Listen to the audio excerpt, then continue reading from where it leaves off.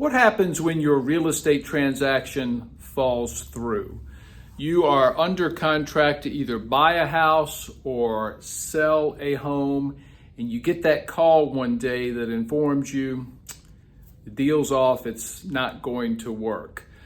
Buying and selling real estate can be an emotional roller coaster. And first of all, transactions don't normally fall through. In other words, most of the time when you begin your transaction, it will be consummated. But there are a percentage of transactions that don't work out. It's good to know that going into it. Now, a good realtor, a good attorney, people who are around this all the time can take steps to decrease the chances of your transaction not working. But it's never 100% that your sale or purchase is going to go through on its first attempt. So, why do transactions fall through? First of all, financing. Every now and then, a buyer has a letter from a lender even saying that they've been pre-qualified or pre-approved. The processing of that loan is moving along, and lo and behold, there's some debt nobody knew about. There's some child support no one knew about. A job is lost. There are various things that can interrupt a person's ability to get the financing. So again, at the outset, the more you can make sure that their income has been checked, their credit's been checked, and they've been screened to a degree, it increases the chances that things will work out, but it's not over until it's over, as they say. Home inspections.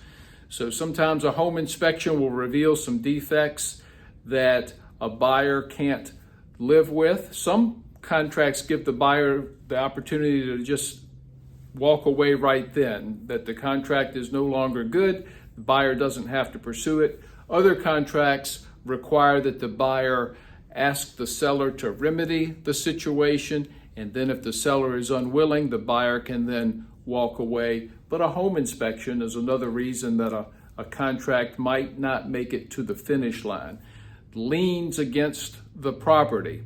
So the home inspection went well, things are progressing well. Lo and behold, the attorneys or the title company discover there are some liens against the property. Some money is owed by the owner of the property to someone else, and no one knew about that. And you know what? The sale of the house isn't going to be enough to pay what's owed. And these liens can get in the way of a home sale. Clear title to the property can interrupt things. So the seller says, yes, I'm the only one who has any ownership interest in this property. And as the attorneys or the title companies are doing their research, lo and behold, there are two other people who own maybe 2/3 of this property. And they don't know that this dude over here is trying to sell it. And it's discovered that he can't sell it unless these other people agree to the sale and are on board. So he can't convey clear, clean title. An appraisal can interrupt the process. So the bank loan is going very well. The buyer is well qualified. The lender sends an appraiser to the property to make sure it's worth what it's selling for, and they just can't prove it. The seller says, I'm not coming down to what it just appraised for. And the buyer says, you know what, I don't have enough money to make up that difference. And the deal falls through because of an appraisal. There are other ways that transactions get interrupted and don't work out.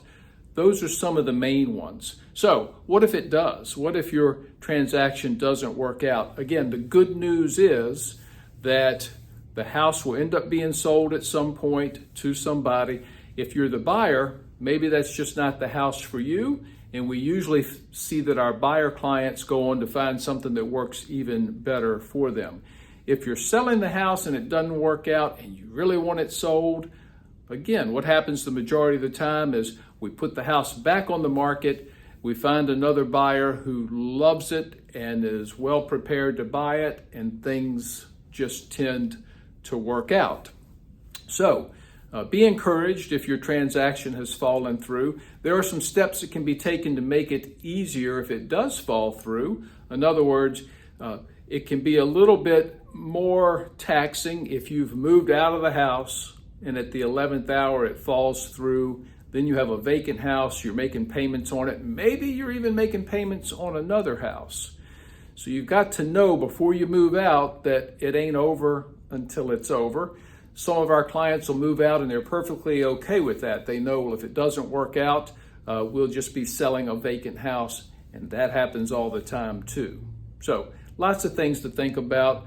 An experienced realtor can paint a picture for you of all the possible scenarios, maybe not all of them, but most of them, just so you have a good knowledge of what can and can't happen as you're going through the process. But be encouraged if you're listening to this, watching this, and your contract just fell through.